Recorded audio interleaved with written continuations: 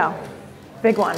Good afternoon, everybody. How we doing? All right, no food coma. We're going to keep this super exciting. This is a really awesome panel. I am a gigantic fan of, if you want success, be around as many successful people as you possibly can. Doesn't matter what industry. What you normally find is they tend to have a few things that are all the same, all in common. So this is a great way, whether you're new to the industry, been around a long time, to hear from some of the top people here. And one of my favorite things about getting to come to these C2 events are I love the sense of community. I love the sharing. I love the talking that you guys do, sharing best practices, and these are the best of the best up here. So looking forward to our time together, and hopefully everybody in here gets at least a thing or two, if not many more things, and things that can be done differently. So ready, guys? Ready. All right, here we go. All right, tell me, what was your mindset going into 2023? It was an interesting year. Rates were up. Inventory was low. Let's see, LOs going out of the business, some lenders going out of the business. I would say a pretty interesting year. What was your mindset going into that year? So, Don, why don't you take this one?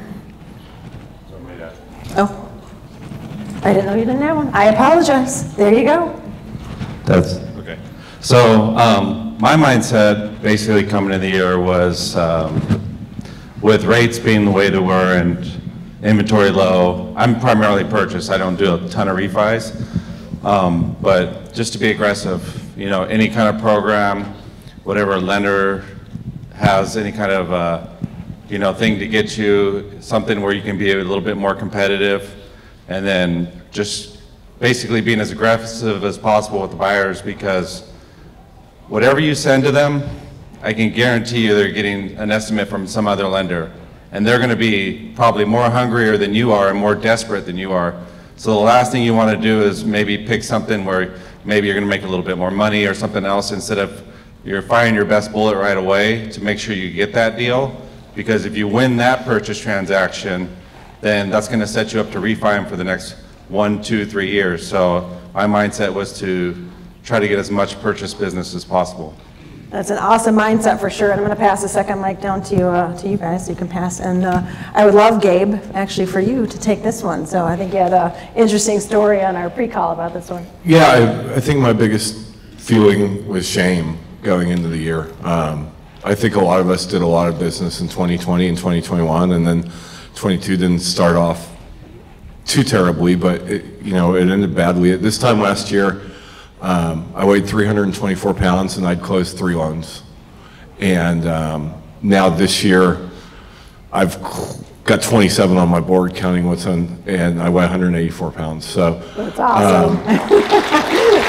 That deserves a big round of applause. The one thing I would say that changed that, and what I want everyone to hear, is not that I'm awesome or not that I'm great or that I have a deal. Like, put your head down and get to work, and it doesn't matter what's happening out there around you. Like, you can control what you can control. Don't spend a lot of time inside your own head coming up with an excuse or a reason why it won't work. Just roll up your sleeves and do it. Yeah, I think it's great. I think that's definitely one of the keys to success. We hit on it often. Danny hit on it earlier. It's all execution and really mindset, and not letting yourself like, oh, what if this doesn't work? Or it's real hard to get stuff done when you're in a kind of dumpy place, regardless of what happens. So I love that you pulled yourself out. Congratulations on all the weight loss and obviously the business growth. That's amazing. But what a cool story to start the year kind of in the dumps and then figure out like, hey, it's time to shake this thing off and move forward. I've heard that story quite a bit. So great job pulling yourself out of it. I love it. All right, let's see, next question. What do you think? You continue to find success in even a hard market, good market, regardless of the market. JP, will you take this one for me? You bet.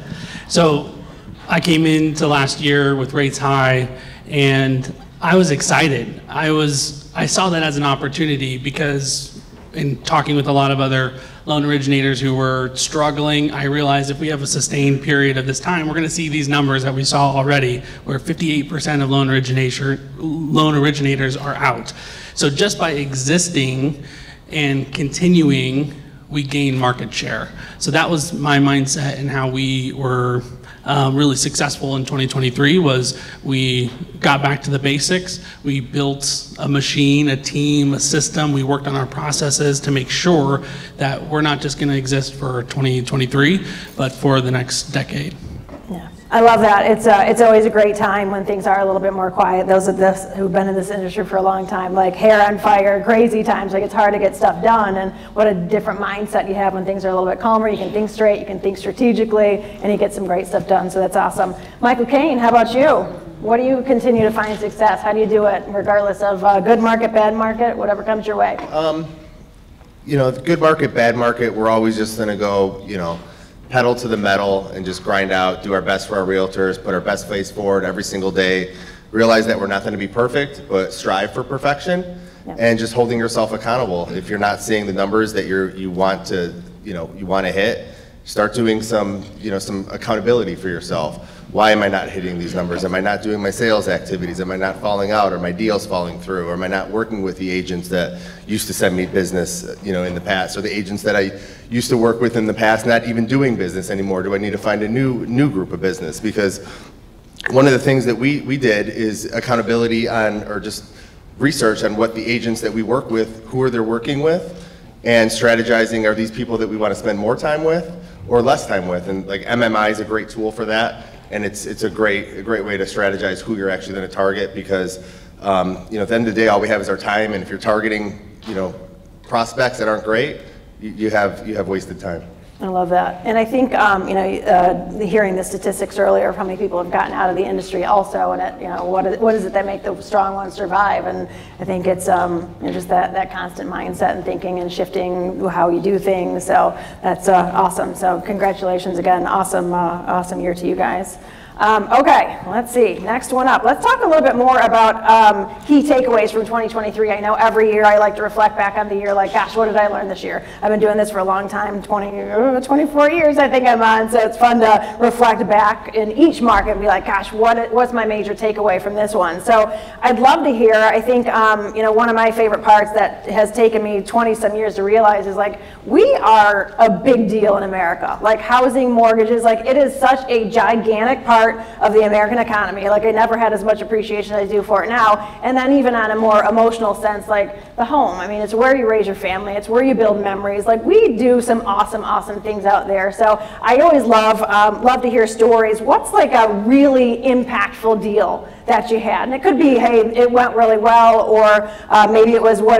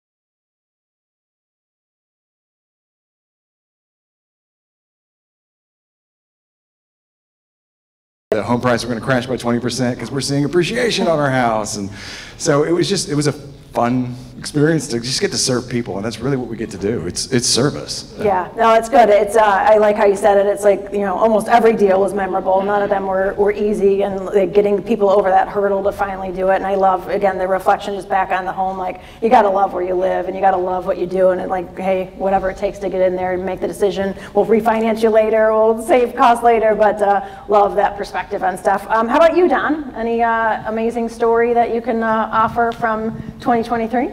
I had one that was just a ridiculous closing. Just one? Well, no. But this one was like, took the cake as far as that goes. So I had a situation where there was a co-borrower. It was the son who had to be added to the loan to make it work. And he just got out of school and he started working for a job, and he had 1 week where he had like an appointment, so automatically the underwriter was downgrading it to variable income. And then I had to call to get the VOE and all this stuff, and it was outsourced to India. So you're calling this number, it gets called forward to India. You can't even understand the guy with this heavy accent, and then that's one part of it. And then just the background there was just so heavy, you could not make out anything that was saying. And I called for 3 or 4 days to try to get this thing clarified. Literally the day before we're supposed to close the deadline, I have the real estate agents all over me. I get a text at 3 in the morning saying, I hope you can't sleep because we can't. and I'm like this, there's only so much I can do, but anyways. Silence your text at night. No. Right. So we got the VOB, what was it, like 10 a.m. the day of funding, closing. We got it back, we rushed it through underwriting. This was with New Res Caliber, so we went there and we got docs out. We got clear to close like 12 something, and then we got docs out like after 1:30. They pre-funded the wire with the docs, so all we had to do was get the docs back, the authorization to release, and the son couldn't accommodate like going to escrow to sign, so they had to get the mobile notary out there, and then so the mobile notary goes out there, and then 3 of the pages are missing in the loan docs. Of course. And then they got to go to the Kinko's or whatever to print it, and then luckily, what saved the deal was the title rep. The title rep went up to there where they were signing, got the docs from where they were signing, and they signed after 4 p.m. After 4 p.m. they signed docs, got it back, scanned, got the authorization to release, and then the title rep basically waited in line to record, like at the DMV, and got a number and got it recorded by 5. Wow. It was just, I didn't even know that could be done. It was just crazy. That's amazing. It was just crazy. That's pretty Herculean. We all understand how difficult that is. Hopefully the borrower understood the miracle that you pulled off that day, but gosh, some of those files, when it rains, it just pours. It's like one thing after the next sometimes. We all love those, right? Us too. Awesome. Thank you for sharing that story. What is one thing, looking back on 2023, what is something that was kind of new learning? So whether it was, hey, you kind of been doing the same thing for so long, all of a sudden maybe it doesn't work, or maybe a new idea, or just reflecting back, like what is one thing that you learned in 2023 going through what we went through? So Gabe, you want to take this one? Yeah, I don't know how much I learned. I guess maybe that's a bad answer on that right now. I think the one takeaway I had from 2023, though, if I can pivot a little bit off your question, is to really get back to what it is that I'm good at and what it is that makes me money and what it is that drives my business. I don't have any of those stories because my processor lives through those. I clarified that with her so that she owns that process, so that my job is to go out and originate, and so that my 8-year-old's job is to bake the banana bread, and my 11-year-old's job is to knock on doors with me, and everyone's got that team and that idea of what their deal is and where they're suited for, and that's what I learned from 2023 is I'm not going to try to close 50 or 60 or 70 loans by myself. I got a team, and I'm going to put that team together, and I'm going to try to close 150 or 200 this year.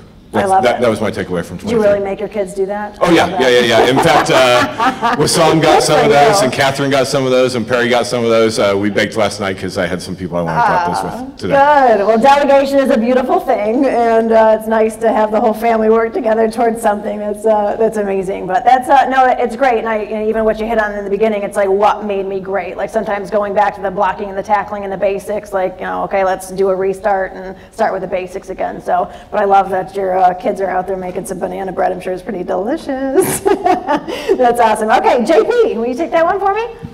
You bet. Yeah, my key takeaway from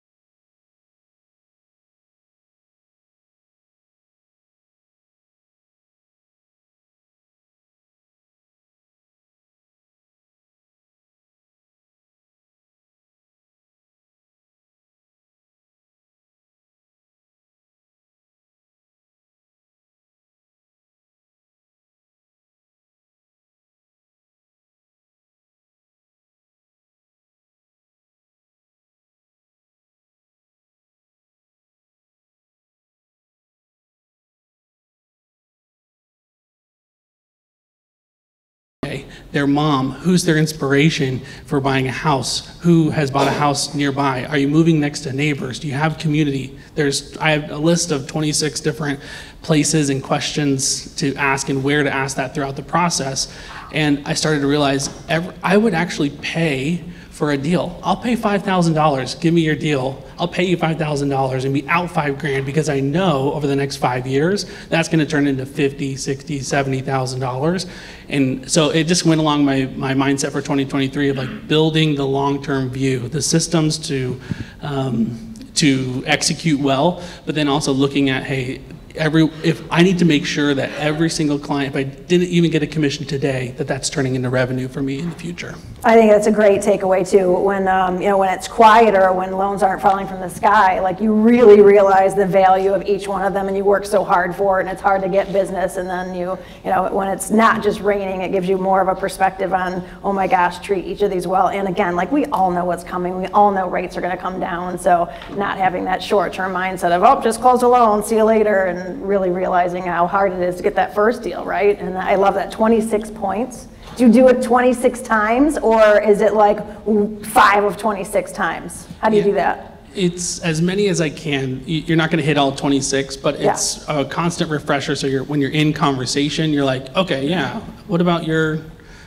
parents that are going to co-sign with you? Can you introduce me to them? Or just being aware of it. And typically, if you're aware, you're going to get 5 or 6 solid ones throughout that process. That's awesome. That's structure and discipline. I love that 26 times. That's amazing.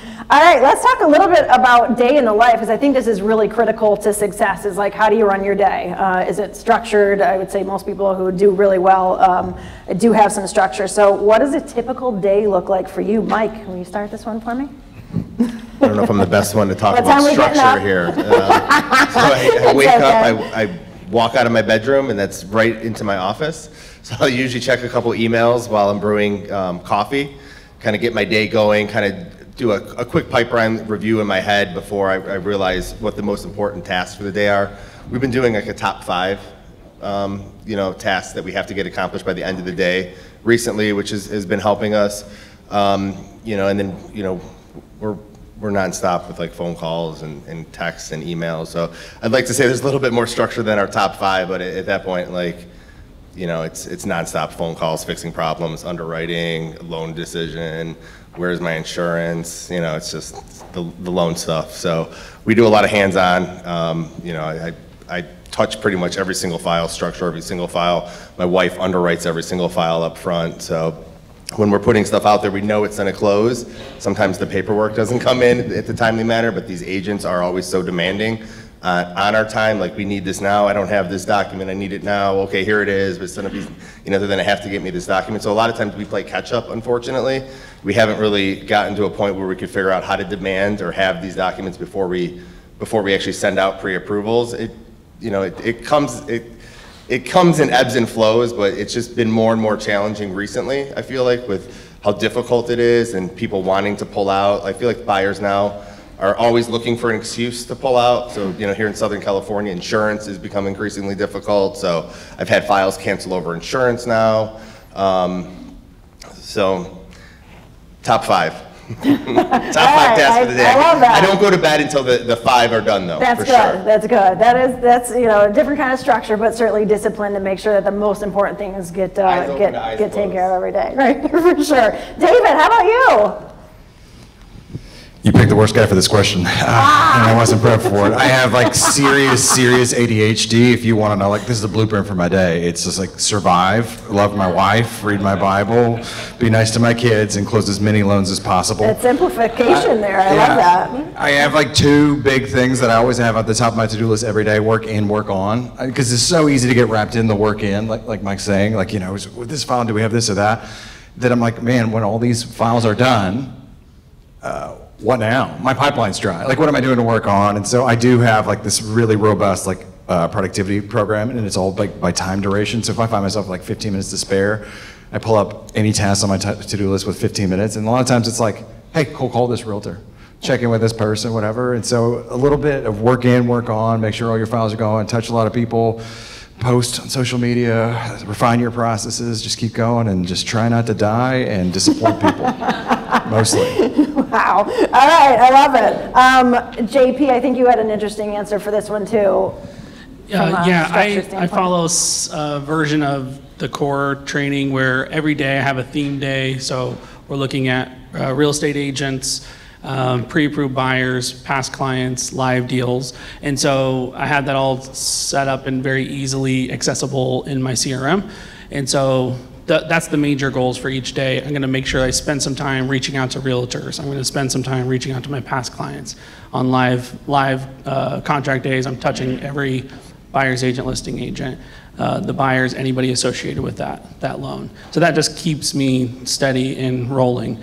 And then every week I have a primary goal. There's a lot of different goals and objectives. Those things just keep the business going, but what keeps it growing is getting new realtor relationships. So my primary goal every week, the one thing, if you've read Gary Keller's book, he says, what's the one thing that if you did it, everything else becomes unnecessary or unneeded. Yeah. And for me, that's getting 5, I call them warmies, every week. A warmie is a warm introduction to a realtor, some reason to call this realtor. So every week I'm trying to get 5. If I do that, my whole business is gonna keep going. I'm gonna get people in the lineup. I'm gonna get in second or third position with that agent. And then at some point, as Tom Brady says, they're gonna put me on the field and they're never gonna take me off. Yep. Love that. Good. Gabe, you seem really excited about this question. He covered a lot. He covered a lot of it. As a contrarian, I was just going to say, you know, a lot of this, there are different strokes for different folks, right? And I want to give a different perspective. I don't want everyone out there to think that, like, to be a top producer, you have to just be up to your elbows and stuff all the time. I mean, my day is very structured, okay? Unlike a lot of people who won't claim that. I wake up, I read my Bible, I have my devotional, I take my daughter to school, I go to the gym, I call my processor on the way from the gym and say, hey, is everything okay? What do I need to know today so that I can go out and I can make business calls so that I can tell the realtor this deal's okay? And you know, she knows she's not supposed to overwhelm me or anything. She's just supposed to say, hey, this is all good, tell them that, or tell them, hey, we're working on this one little thing and we'll get it done. So she gives me that knowledge for 15 or 20 minutes, and then I make 3 or 4 hours worth of phone calls. Yep. On my better days, on my worst days, I mess around on the internet. But here's the thing, I got a lot of business off of being a University of Texas football fan, okay? I spend a lot of time on a UT board. It has a politics board, it has a sports board, it has a real estate board. I listen to podcasts on that. So all of a sudden I was sponsoring a UT podcast, and I'm sponsoring a couple websites because that's what I'd be doing anyway. I'd be messing around on the UT board, so I might as well just be standing in front of them when someone raises their hand and says, I need a mortgage. And I say, hey, I like Texas, I like football, I like mortgages. You know, can I help you? And so everything I do is related to trying to get the next person in the house, and not at all with all the underlying stuff that gets a home loan closed. And also using UWM is, guys, these guys are incredible. 4, 5, 6 days clear to close. And also I'll give a shout out to Catherine at PennyMac. She's great account rep, and I call her up and I pick her brain. And between those two things, you know, I have my 2 go-tos, and they get all the loans done for me. Great. Awesome. All right, so while I didn't hear much structure, what I did hear is kind of simplifying the day. And you kind of hit on it well, hey, what's the one thing, or what's the 3 things, or hey, processor, what's the few things? So that it really is the key. It's all prioritization when you got a lot of stuff to do, right? Just making sure that you get the top things done for that day. So that's awesome. I think that this next question is probably one of the most important things right now. I would say always has been. How do you stay in touch with clients? Somebody that you already closed before, and how often? Like, how do you do reach outs? How often do you do so? You know, do you wait for something to have a value add? I hope nobody says I don't keep in touch with my past clients, because that would hurt my heart. But how about Don? Will you take this one? Mike, give up the microphone. So, I mean, obviously after closing, you know, you reach out to them. Maybe check in a month after, make sure everything's okay. And one of the follow-ups that I like to do is, you know, towards the following year, is explaining the supplemental bill, especially here in California, because, you know, that can get confusing because they get this extra bill and they don't know who pays it, whatever, and just going through that. I explained it in the process as we actually go through the loan, saying you're going to get this supplemental bill, but then you get the follow-up call as well. And then I always tell them I'm monitoring rates, see when it's a good chance to refinance, especially in this environment, to lower your payment, and set up a game plan with them going forward, especially now. Cool, great. David? Yeah, so after close, we, obviously we will sign them up for like a home bot kind of thing where they're going to get value adds on that. We create content occasionally, like evergreen content that they should know about their mortgages, that kind of thing. But I mean, the biggest, easiest way to keep in touch with your past clients is obviously like follow them on social media and then have them follow you back. And then you're in their feed. They're seeing your face, like their post. Oh my gosh, I love the house. Love what you did with that. Oh, your kids are getting so big. Stay on top of that. I send out emails occasionally, when rates started dropping. I'm like, you're gonna get a bunch of flyers about this. I'm monitoring your situation, da da da. So we have like a long-term drip game plan. Most of it is automatic, but some of it's organic because, you're getting to know these people during the loan process. You find out what they're about. And a lot of them think that they're like my new best friend, and sometimes maybe I think they're my new best friend. And so, they're like, did you see this? Or did you, the new episode of that, or that play in the game? And always text them back, and we just keep it going. But it's getting harder as there are more of them, and few hours in the day. I love that, and think how special, like when someone thinks to reach out to you, like, oh my gosh, I didn't know you knew it was my birthday, or oh my gosh, remember that thing about my kid? Like, it's so impactful, and really it's harder, like you said, as your pipeline kind of increases. But those moments that we feel when somebody does it to us are pretty amazing, right? And just staying in front of them, any opportunity that you can, happy anniversary, happy home anniversary, happy childbirth, whatever it is, over and over again. I love those, and I think it's very heartwarming to the borrowers as well. And you never know, hey, they might be looking for a new home, kid going to college, cash out, pay off the HELOC, whatever it is. So I love that, any touch point that we possibly can. Perry, are you in here? How are we on time? I think we started early. 5 minutes? Yeah. Okay, cool. All right, so I will wrap this up with one.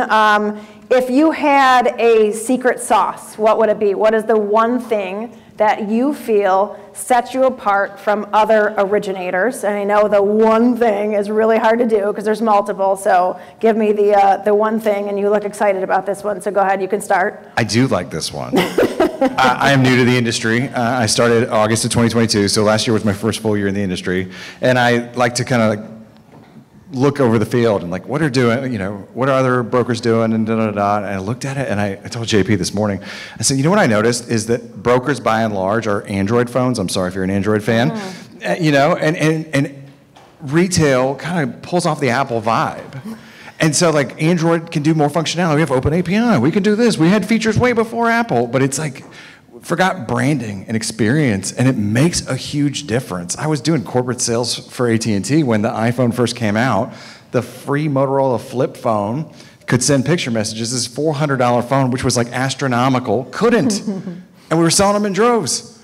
And so packaging and branding really matter, and you're trying to like wow them with a number or your knowledge, and some people just don't care. They want, did you do it? Were you honest? Was it transparent? Was it, packaged well? And branding so much matters rather than like, I know every guideline under the sun. Like, cool, they don't care. They want to know the guideline that's going to get them that house. Yeah, very true. Make it simple, make it easy, make them feel comfortable, and just go. Great process, deliver what you promised them, and everything works out well from there. JP, how about you?